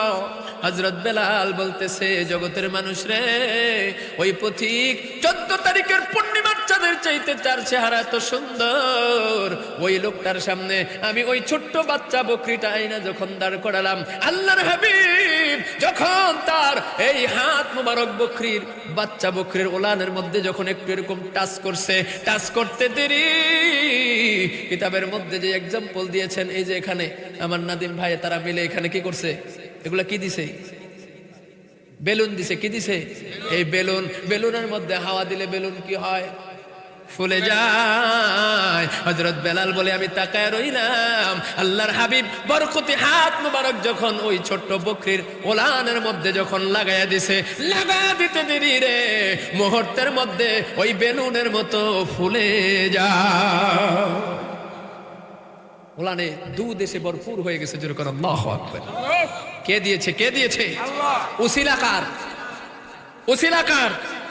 নবীর উসিলা। বন্ধুগণ আমার, ভাইয়েরা, কার উসিলা? নবীর উসিলায়। এবার আল্লাহর হাবিব নিজে দুধ দহন করলেন, দুধ বের হয়ে গেল, নবী নিজেও পান করলেন, বেলালকেও পান করালেন। বেলাল ডাক দিয়া কয়, জগতের মানুষ রে, আমি বহু বকরির দুধ পান করেছি, কিন্তু ওই দিন ওই পথিকের হাত থেকে যেই দুধ আমি পান করেছি, এমন স্বাদের দুধ, এমন মজার দুধ আমি বেলালের জীবনে কোনোদিন পান করি না। আল্লাহু আকবার। নবীর বরকত। ভাইরা আমার, এইভাবে সারলে তো হবে না, এইখানে রাখতে হবে প্লাগস দিয়ে। হযরত বেলাল বলতেছে, ওই দিন আমি যে দুধ পান করেছি ওই পথিকের হাত থেকে, এত মজার এত স্বাদের দুধ আমার জীবনে আমি কোনোদিন পান করি। আল্লাহর হাবিব চলে গেলেন, বেলালের কাছ থেকে বিদায় নিয়ে চলে গেলেন। বেলাল যখন সূর্য ডুবে যাচ্ছে অবস্থা, ওই উমাইয়ার সমস্ত বকরিগুলা নিয়ে উমাইয়ার বাড়িতে তার ম্যানেজারের কাছে সমস্ত বকরিগুলা জমা দিয়া বেলাল রাতের খাবার শেষ করে ঘুমের ঘরে চলে গেছে ঘুমাবে, কিন্তু বেলাল আর ঘুমাইতে পারে না। বেলাল একবার ডান কাত হয়, আবার বাম কাত হয়, আবার উঠে একটু পায়চারি করে, এবার আবার ঘুমের ঘরে যায়, বালিশের সঙ্গে মাথাটা লাগাইয়া জোর করে চক্ষু বন্ধ করে। যখনই চক্ষু বন্ধ করে রে, ওই নূরের চেহারাটা বেলালের চোখে ভেসে ওঠে। এইভাবে সারাটা রাত বেলাল কাটাই দিছে। ভাইরা আমার, যে চেহারা একবার কেউ যদি স্বপ্নে দেখে, তার জন্য জাহান্নামের আগুন হারাম হয়ে যায়, জান্নাত ওয়াজিব হয়ে যায়। আমরা তো সেই চেহারা দেখি না, দেখবো কেমনে? আমরা তো স্বপ্নে নবীরে দেখি না, আমরা স্বপ্নে দেখি উল্টা পাল্টা। কথা বলুন ঠিক কিনা? কিন্তু প্রকৃত আশিক যারা, আল্লাহওয়ালা যারা, তাদের স্বপ্ন দামি স্বপ্ন হয়, ঠিক কিনা? তারা নবীকে দেখে। আর আমরা দেখবো কেমনে? যুবক, মোবাইলের মধ্যে উল্টা পাল্টা ছবি দেখো, এই চোখ দিয়া জিনার কাজ করো, রাস্তার মধ্যে কোনো মেয়ে হাইটা গেলে খালি তাকাইয়েই থাকো আর বিল্লা মারো। কথা বলুন ঠিক কিনা? নারীদেরকে দেখলেও রাস্তায় কোনো নারীর দিকে তোমার নজর চলে গেছে, ইমামে আজম আবু হানিফা রাহমাতুল্লাহি আলাইহি বলেন, ওই নারীটাকে দেখার মাধ্যমেও তুমি জান্নাত কামাই করতে পারবা, সওয়াব কামাই করতে পারবা। শুধু একটু যদি তোমার নজরটা একটু ঘোরাইয়া দাও, তোমার মনটাকে একটু যদি ঘোরাইয়া দাও, যদি বলো আল্লাহ তুমি কত বড় কারিগর, কত সুন্দর করে তোমার এই বান্দিটাকে তুমি তৈরি করেছো, শুকরিয়া আল্লাহ তোমার কাছে, তুমি কেমন কারিগর। আর যদি দেখার পরে কোন ইস গেল রে, সব শেষ। ঠিক কিনা? জোরে কর। যুবকদের এই খাসলত কিনা? কথা বলে না, এই খাসলত কিনা? বিল্লা মারে বিল্লা। কিন্তু একটা বার চিন্তা করেন, আমি যে মেয়েটাকে উত্তেজিত করতেছি, এই মেয়েটা যদি আমার বোন হয়, ওই মেয়েটা যদি, ওই নারীটা আমার মাও তো হতে পারে। কথা বলুন ঠিক কিনা? আল্লাহর হাবিবের কাছে একজন যুবক আসছে, ইয়া রাসূলুল্লাহ, ইয়া হাবিবাল্লাহ, আমাকে একটু অনুমতি দেন, আমার জিনা করতে মন চায়। কি করতে মন চায়? জিনা করতে মন চায়। আল্লাহর হাবিব তখন বললেন, ঠিক আছে, অসুবিধা নাই, পারমিশন দেওয়া হবে, তোমাকে কয়েকটা প্রশ্ন করি, প্রশ্নের উত্তরগুলা দিবা। আল্লাহর হাবিব প্রশ্ন করলেন, ও যুবক, তুমি জিনা করার জন্য অর্ডার নিতে আসছো আমার কাছে, তো মনে করো যদি কোনো যুবক তোমার বোনের সাথে জিনা করতে চায়, তুমি কি দিবা? অনুমতি দিবা? তখন ওই যুবক বলতেছে, হুজুর কি কর, তার ঠ্যাং ভাঙালাম, আমার বোনের লোকে জিনা করবে মানে? আল্লাহর নবী বলে, তাহলে যদি কেউ তোমার মায়ের সঙ্গে জিনা করতে চায়, তুমি কি অনুমতি দিবা? ও হুজুর, তার মাথা ভাঙালাম একবারই দিয়া, আমার মায়ের সঙ্গে জিনা করবে? সাহস কত বড়! তোমার স্ত্রীর সঙ্গে যদি কেউ জিনা করতে চায়, হুজুর কিয়ামত করে এলাম। আল্লাহর নবী ডাক দিয়ে কয়, সাহাবী, তুমি যেই মেয়েটার সঙ্গে জিনা করার জন্য আমার কাছে অনুমতি চাইতে আসছো, ওই মেয়েটা হইতে পারো কারো বোন, ওই মেয়েটা হয়তো কারো স্ত্রী, ওই মেয়েটা কারো মা হবে। এ যুবক, তোমার বিবির সঙ্গে, তোমার স্ত্রীর সঙ্গে কেউ যদি জিনা করতে চায় তুমি কিয়ামত করে ফেলবা। কেউ যদি তোমার মায়ের সঙ্গে জিনা করতে চায় মাথা ভেঙে ফেলবা। কেউ যদি তোমার বোনের সঙ্গে জিনা করতে চায় তুমি তার হাত পা ভেঙে দিবা। তাহলে তুমি যার সঙ্গে জিনা করবা সে তো কারো বোন, কারো মা, কারো স্ত্রী, তাদের কলিজার মধ্যে তো এমন অবস্থাটাই হবে। ওই সাহাবী চোখের পানিগুলো জারজার করে ছেড়ে দিয়ে কান্না শুরু করে দিয়েছে। আল্লাহর নবী বলতেছে, সাহাবী রে, তোমাকে আমি কি এমন বলেছি তুমি কান্না করতেছো কেন? তোমাকে তো আমি কোনো খারাপ কোনো কথা বলি নাই। সাহাবী ডাক দিয়া কয়, ইয়া রাসূলুল্লাহ, ইয়া হাবিবাল্লাহ, নবী গো, আপনি যেইভাবে আমারে বুঝ দিলেন, যেইভাবে আপনি বুঝালেন, এইভাবে অতীতে কেউ আমাকে বুঝায় নাই গো নবী।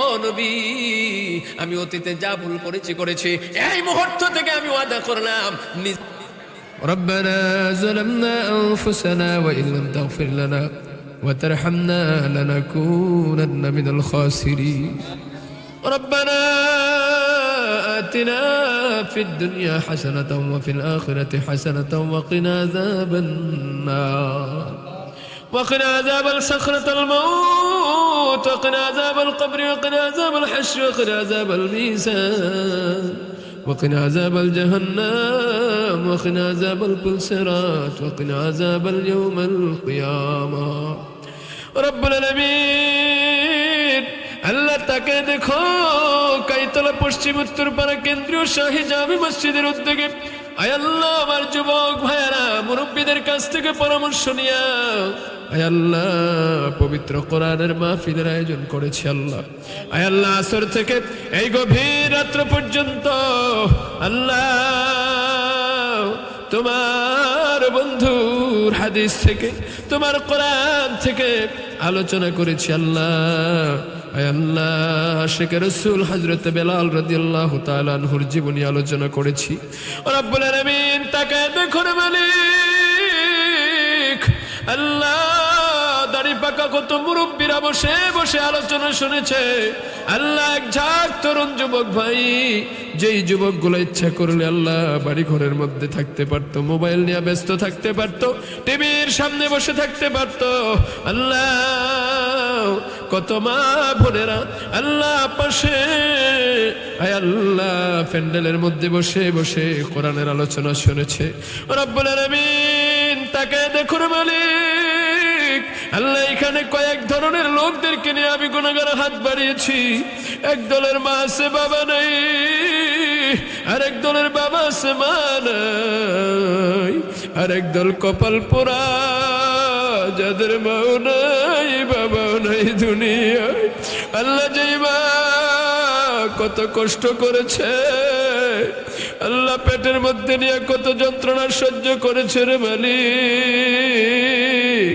আয় আল্লাহ মা দুঃখিনী খাবার খেতে বসেছে, সন্তান হয়ে পেটের মধ্যে নড়াচড়া দিয়েছি, পেটের ব্যথা শুরু হয়ে গিয়েছে, প্লেটটা সাইড করে রেখে মা দুঃখিনী উঠে চলে গেছে, আর খাবার খাইতে পারে নাই।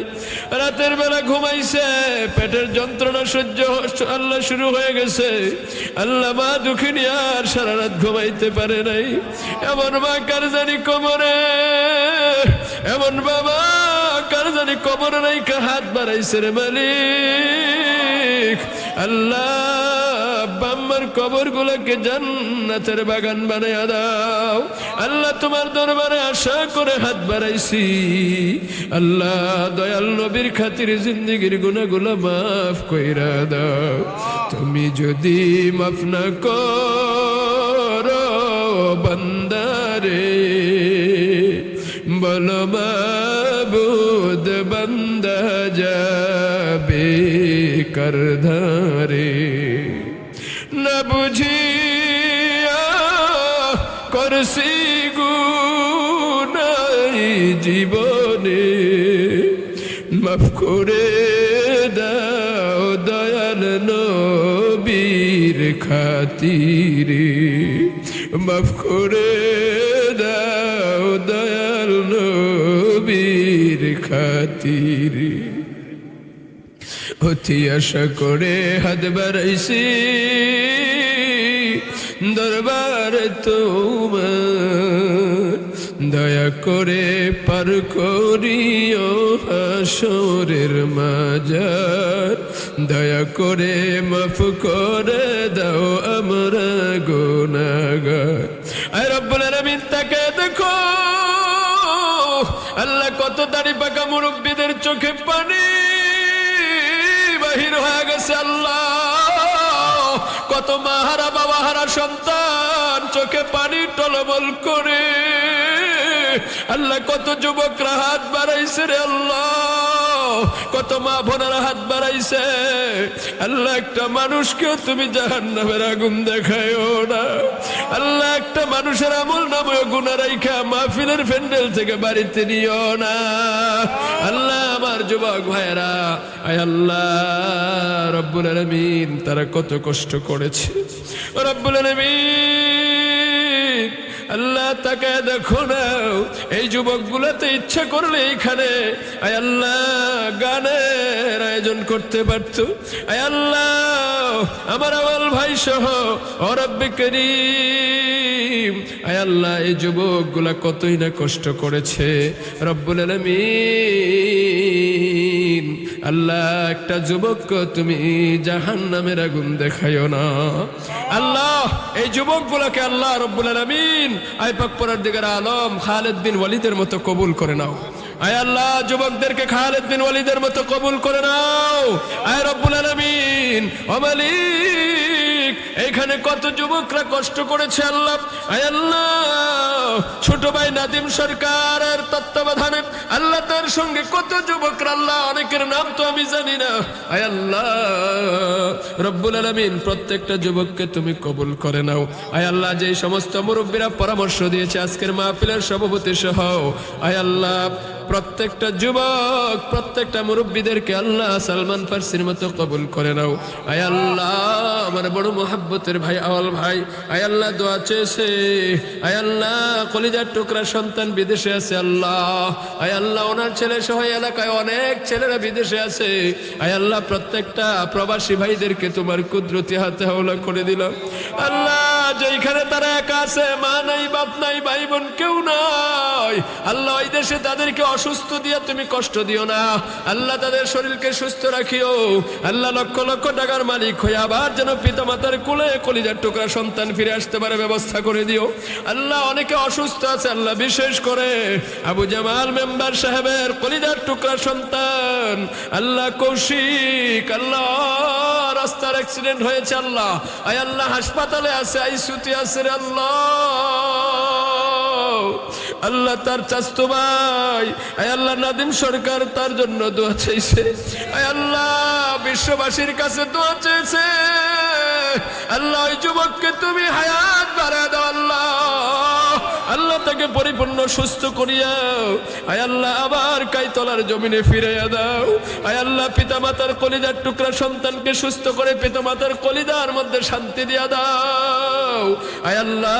এমন সন্তান আরো অনেকের যারা বিপদে আছে বিপদ থেকে উদ্ধার করে দাও আল্লাহ। অনেকের ছেলেমেয়েরা লেখাপড়া করে আল্লাহ, আল্লাহ তাদের লেখাপড়ার জাহান বাড়ায় দাও। অনেকে এসএসসি পরীক্ষা দিতেছে, দাখিল পরীক্ষা দিতেছে আল্লাহ, তাদেরকে উত্তীর্ণ করে দাও আয় আল্লাহ। মা বোনদেরকে আল্লাহ কবুল করো আল্লাহ।